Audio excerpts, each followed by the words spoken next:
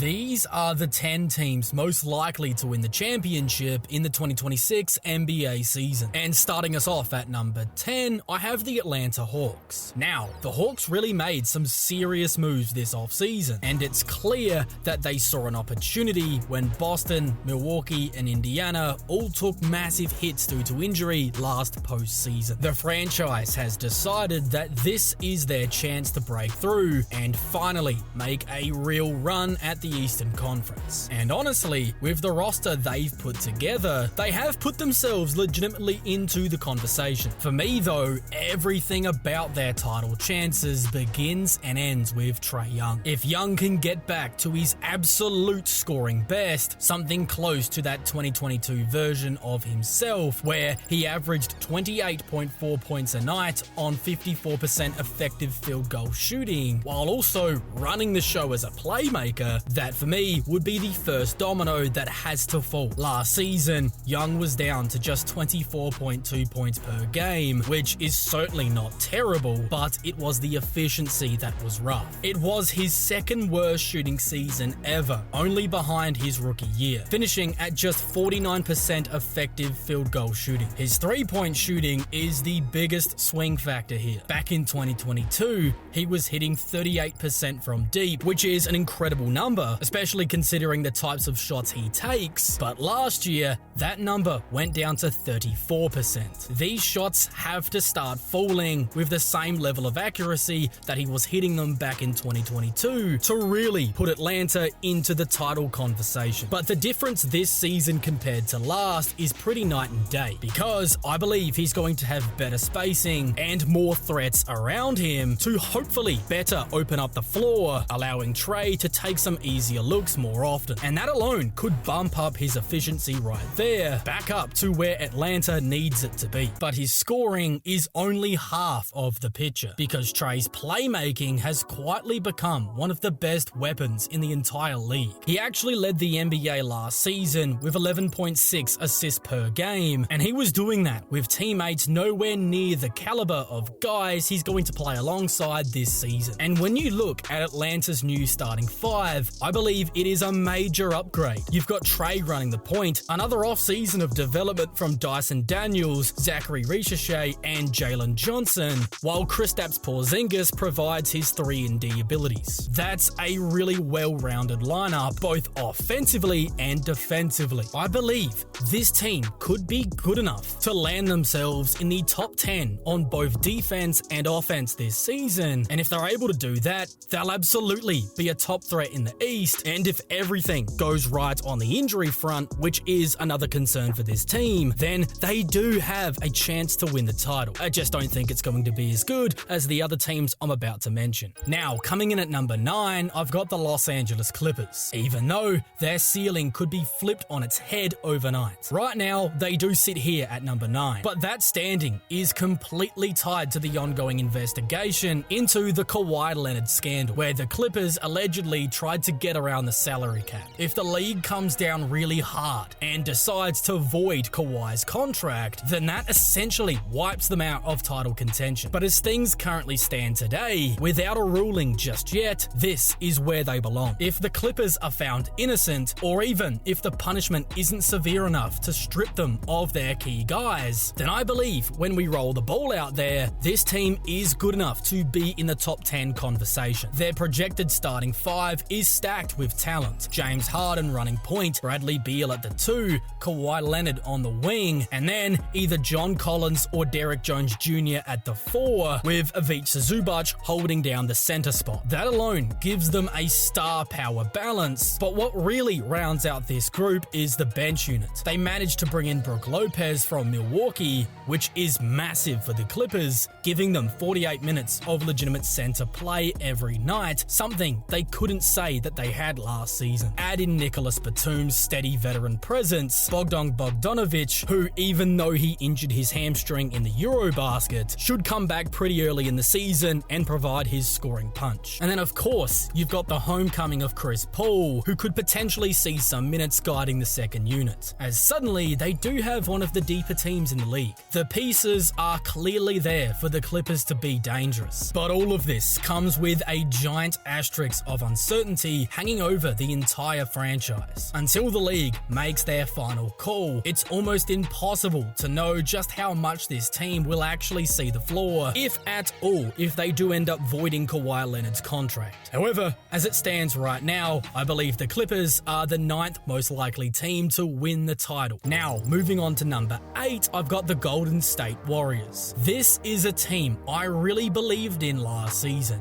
and honestly, if it hadn't been for a Steph Curry injury in round 2, I believe they could have had a real shot to make the Western Conference Finals. But heading into this season, they've already got one of the biggest question marks hanging over them, the Jonathan Kuminga standoff. As of right now, his restricted free agency dispute has still not been resolved, and Golden State has to make a decision before the 3rd day of training camp. Whether it's a sign and trade, with Sacramento being rumored, or if he does come back to the team, likely on a 1-year deal before he can hit unrestricted free agency in the following off-season, it really feels like his time with the Warriors is coming to an end. And until that decision is made, Golden State can't fully fill out the rest of their roster because they just don't know how much money they're going to have left over. At the time of recording, they're still sitting with just 9 players under contract. The big move, though, has already been made, and that was landing Jimmy Butler at last season's trade deadline. And he was an instant revelation. Jimmy patched up so many of the team's weaknesses, giving them secondary scoring, a switchable, reliable defensive player, and a steady playmaking option. But the problem for a team that was already old last season is that they just got even older. Staying healthy for older teams for an entire season, and then still having enough gas to contend deep into May and June is really easier said than done. As things stand right now, the starting 5 will likely be Curry, Brandon Podziemski, Moses Moody, Jimmy Butler, and Draymond Green. That is a solid group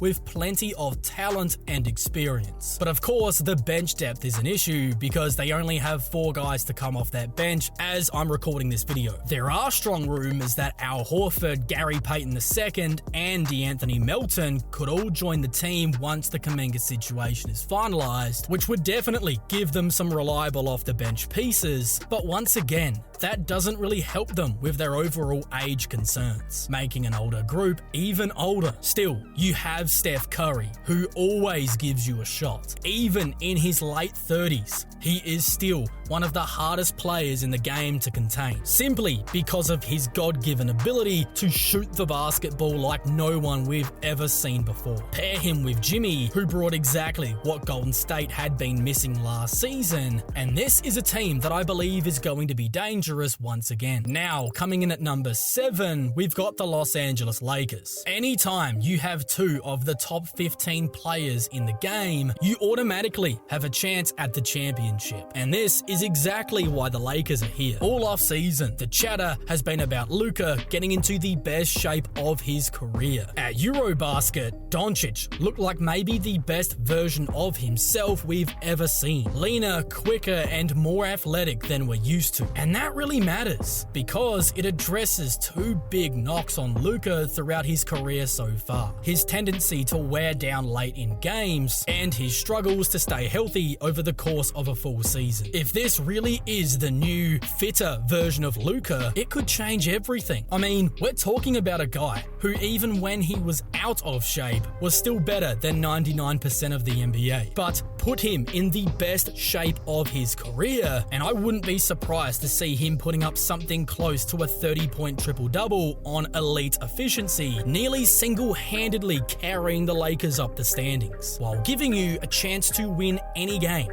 on any given night. Of course, the Lakers don't just have Doncic though. They also still have LeBron James. Year 22, age 40, and the guy was still in the second team All-NBA while putting up 24.4 points, 7.8 rebounds, and 8.2 assists per game on 57% true shooting. Those are absolutely ludicrous numbers for anybody, let alone someone who's now in their 40s. What made last year even scarier from LeBron was that for the first time in his career, he actually shifted to being the team's second option. Instead of resisting that role, he embraced it, setting screens for Luka, cutting without the ball, trailing him on fast breaks for easy looks, while making all of the right reads as the roll man. He just put his head down and did all of the little things the team needed to have the offense flow with him as the second option. And it absolutely worked. But the problem for the Lakers this season won't be about those two. Defensively, I believe they took a major step back this offseason, and the supporting cast raises a ton of questions. On paper, adding DeAndre Ayton after the Portland buyout, Marcus Smart and Jake LaRavia doesn't sound too bad. But what they lost was Dorian Finney-Smith, and he's a much bigger deal. DFS was the perfect fit next to Luka and LeBron, giving them elite defense and really good three-point shooting, the exact type of player the team needs. And now they're basically asking LaRavia to fill that void, and that is a massive gamble. Then there's Ayton and Smart, both talented, but both come with baggage. Smart just has not been able to stay healthy for the last couple of years, and for Ayton, he just isn't the type of big man that I believe the Lakers really needed. He isn't an elite rim protector, and he doesn't bring the high motor, athletic, defensive kind of presence that you'd ideally want next to Luka Doncic. If anything, he might actually add to the Lakers' defensive issues, which is definitely not what they need. Then, when you look at the rotation around Luka and LeBron, guys like Austin Reeves,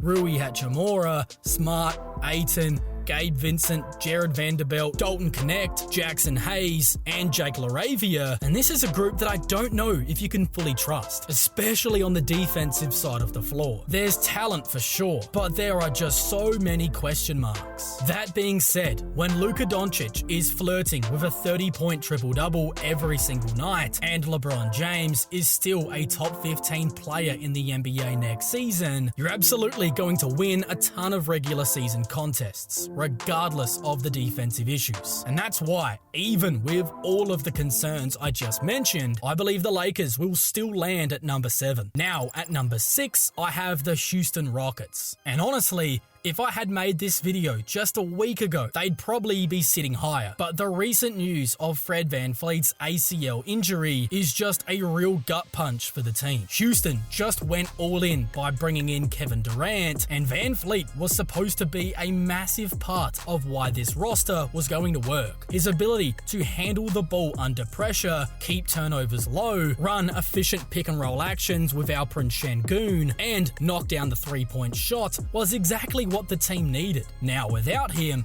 that dynamic completely shifts. Instead of VanVleet, the Rockets are now looking at Reed Shepherd and Aaron Holiday as their remaining options in the backcourt, which likely means we're going to see a lot of Amen Thompson and even Kevin Durant handling the ball. That's going to be fine against most teams, but against elite defenses, especially like OKC, who love to pressure you in the backcourt, that could be a major issue. Neither KD or Amen is the type of brilliant ball handler that you'd feel comfortable with being pressured 94 feet and not coughing it up. And this is why I can't help but wonder whether or not a trade could be coming, where Houston looks to bring in another steady guard. Of course, the challenge is their timing. Most of the league's trade market doesn't really open up until mid-December, where the free agents who just signed over the summer become eligible to be moved. For Houston, that's basically half their roster, so they're going to have to sit tight for a little while. But in the meantime, they'll get a good chance to see whether or not KD and Amen can actually hold things down in their new roles as makeshift point guards, or if this weakness is just too glaring. If they do look to make a move, the obvious trade chips would be someone like a Steven Adams, or maybe even Reed Shepherd, but that would be a tough pill to swallow, considering Shepherd was the 3rd overall pick and barely got to play last season, even though he showed flashes of real potential. Still though,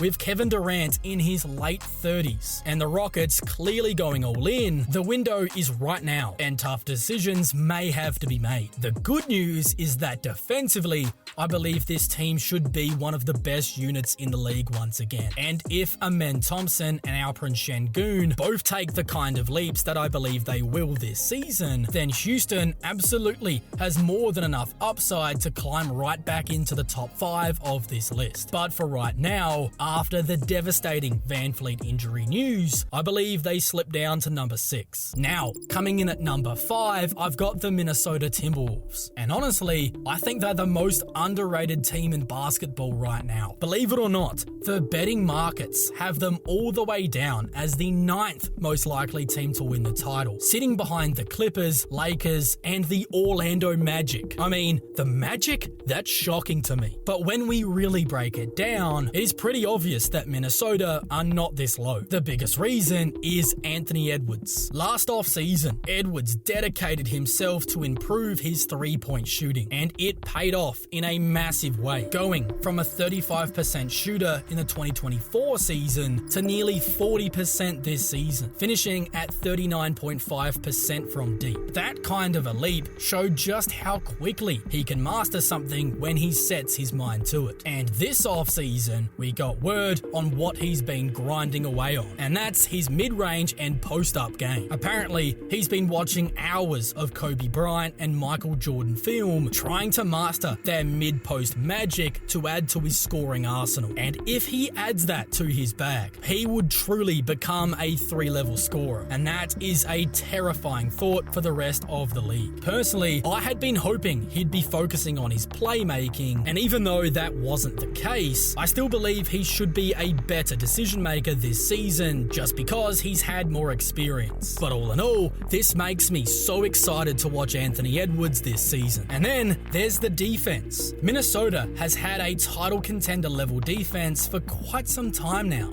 They've been good enough on that side of the floor to win the title already, but it's been their offense that has always felt like they're missing something. If Ant continues to take these leaps, that might not be the case anymore. This realistically could be the year where the Wolves are truly elite on both sides of the floor. They also did a really impressive job of keeping their core together last season. I honestly thought they were going to be forced to move on from either Julius Randle or Naz Reid because of salary cap restrictions, but somehow they're both back. That's massive for their depth and versatility. But losing Nickeil Alexander-Walker definitely hurts. But the good news is they have some young guys who can step into the role. Terrence Shannon Jr. already showed flashes in the conference finals, proving that he was ready for the big stage. And I have no doubt that he'll be a part of the rotation moving forward and should do just fine. Jalen Clark and Rob Dillingham, though, are less proven. But if either one of them can take a step up and be a viable piece next season, Minnesota could actually come out of this offseason looking even better. The more realistic outcome, though, is that they probably stay around about the same as last year, which, for me, is still absolutely good enough to be a top 5 team in the league. Now, at number 4, I have the Cleveland Cavaliers. Now, originally, I had Houston in this spot, but once I heard about the Fred VanVleet ACL news, the Rockets did have to slide down, and that's opened the door for Cleveland to take this spot. The Cavs have had their fair share of playoff struggles in recent years, but last season really wasn't one of those choked under pressure situations. For me, it was much more about the injuries. Darius Garland, Evan Mobley, and DeAndre Hunter, 3 of their 6 best players last season, were all dealing with significant injuries in that series, and that completely shifted just how deep of a run they could have gone on. On top of that, Indiana turned out to be way better than we all expected, making it all the way to a Game 7 in the finals with a more than realistic chance to win the championship. So, when you look back, Cleveland really were right there last season. And if they had have been just a bit healthier, I think they absolutely could have won that Pacers series. Add in the fact that Mobley should take another leap this season, and maybe even Garland as well, and this Cavaliers team is set up to be much stronger next year. Mobley is probably the team's biggest X factor. By the end of this upcoming season, I wouldn't be shocked if he's now their best player. If Evan can grow into a consistent 20 plus points per game scorer while staying in the hunt for the defensive player of the year, he could be a real superstar for them next season. Garland and Allen, meanwhile, are both entering what feels like prove-it years for me. If Cleveland has another disappointing run, I don't think the core of Mitchell, Mobley, Garland, and Allen will be together the year after that. There's a lot riding on this group,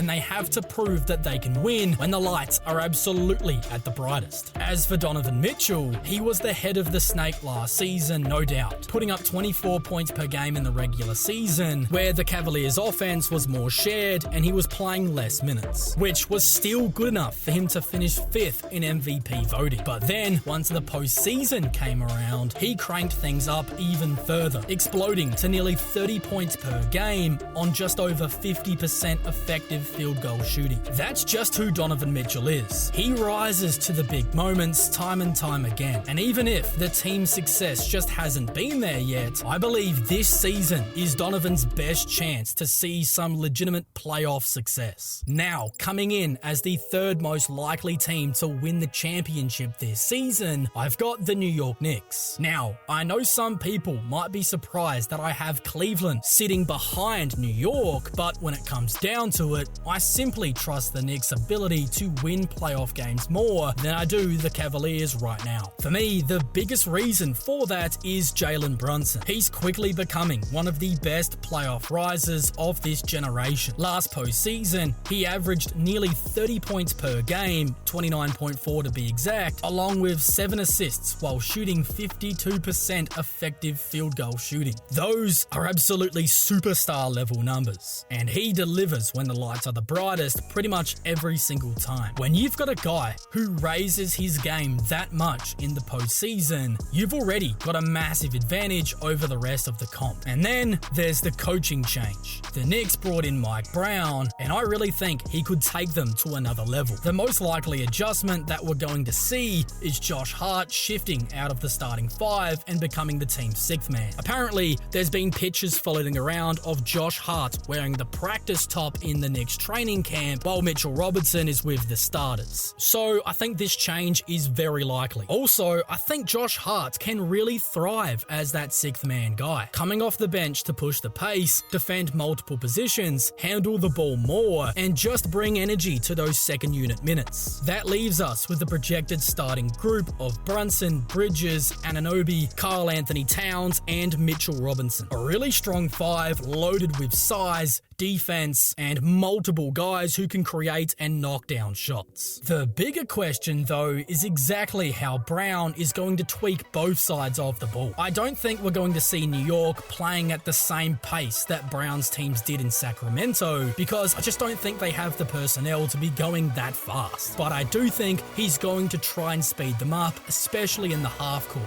Pace doesn't just mean about running. It's also about making decisions faster, swinging the ball, and not letting the defense get too comfortable. This is where I think we're going to see the Knicks evolve. Then, on the defensive side of the floor, pairing Towns with Robinson actually makes a lot of sense. Robinson can handle the dirty work, protecting the rim and guarding inside, while Towns can conserve a little bit more energy and potentially avoid foul trouble, which would be massive for the team, because that's been an issue for his entire career. Then, with Bridges and OG still locking up the wings, I think this team has great defensive potential. It's still early days though, and we need to see how Brown's system fully clicks once they're out there. But the direction at least is pretty clear. This is going to be a deeper Knicks team with a clearer identity and with more ways to win than we've seen in previous years. And that for me is why they belong in the top 3, at least once the playoffs roll around. Now, coming in at number 2, I have the Denver Nuggets. The betting markets actually have the Cleveland Cavaliers as the second most likely team to win the championship this season, but for me, it's absolutely going to be Denver. And my reasoning for this is pretty simple. Nikola Jokic. Last season, the Joker put together yet another absurd campaign. He finished 2nd in MVP voting while averaging nearly a 30-point triple-double, just 0.4 points off of that mark, while adding 1.8 steals per game and remarkably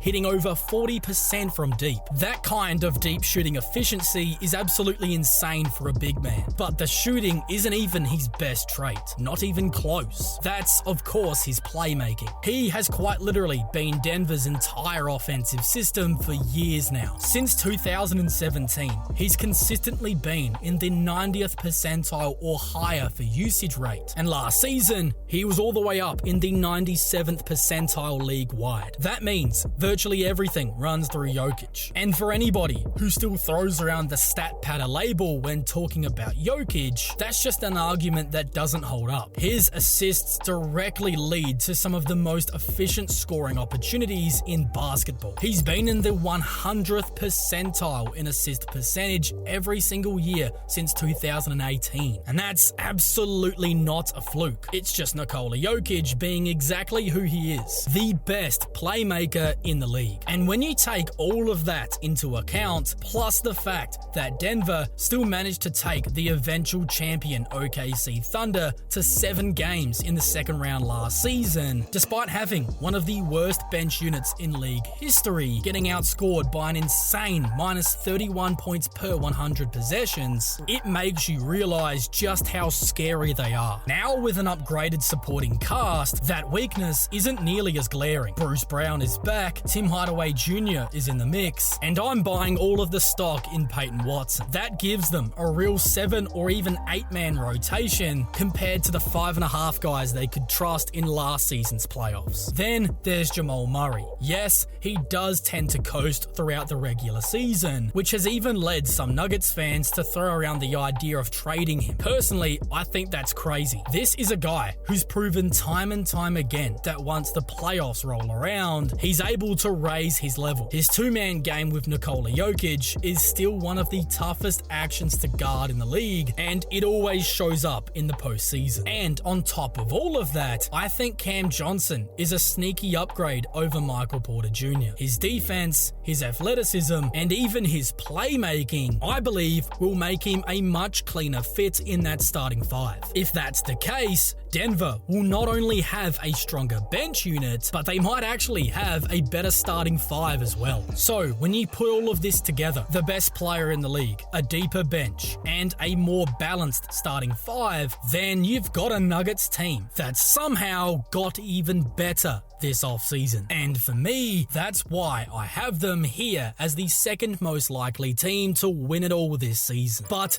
they're not at number 1, as here, I obviously have the Oklahoma City Thunder. This is the reigning champion, a team that won 68 games last regular season, despite barely being healthy at all. They had the league MVP, Shai Gilgeous-Alexander, who not only took that trophy home, but also won the scoring title and the finals MVP, delivering the Thunder their first championship since moving to Oklahoma City. It was one of the most all-time dominant seasons we've ever seen from a team. And even though Denver really did push them in the second round, I actually think the Thunder are going to be even better this year too. Just think about this. They were the league's best defense wire to wire, finished 4th in offensive rating, and posted one of the greatest net ratings of any team we've ever seen. And they did all of that while battling constant injury. It wasn't until February that Isaiah Hartenstein and Chet Holmgren actually logged their first minutes together. And for a couple weeks stretch,